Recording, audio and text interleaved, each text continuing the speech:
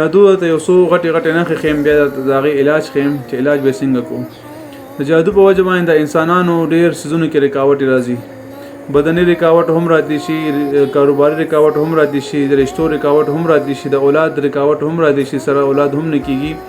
دا رنګ شرط چې ځي مخې هم بندېږي. هر انسان د سره هغه بدسلوکي کوي، بد اخلاقي کوي او خپل هم زندګي داسې په دار باندې که د کومو خلکو نکاح شوي واده شوي وي او د باندې بندش ټکېدلی وي، جادو پې شوي وي او دوی په خپلې ښځې خاوند منځ کې به هم نفرت وي، جدایي به وي، مطلب هره دویمه درېیمه خبره خفګان یا جنگ جګړې به ضرور وي.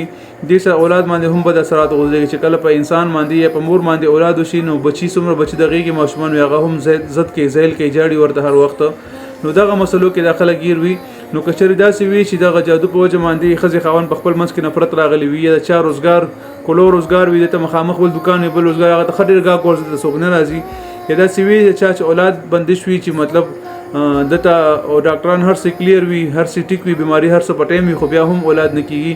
نو که دغه صورتونو کې څوک هم ګیر وي هغې ته بهترین عمل خیم دغه وکړئ. انشاءالله چې تاسو نه به څومره هم بندش جادو یا بدن ختم شي. عمل دا دی د اوو کویانو اوبه راواخلي، مطلب دا چې د اوو جماعتونو اوبه راواخلي، راغونډې کوي او په هغې باندې 11 کرته سوره فاتحه اول اخر د درود شریف ویلی شي، بهتره 3 بار یا 7 بار.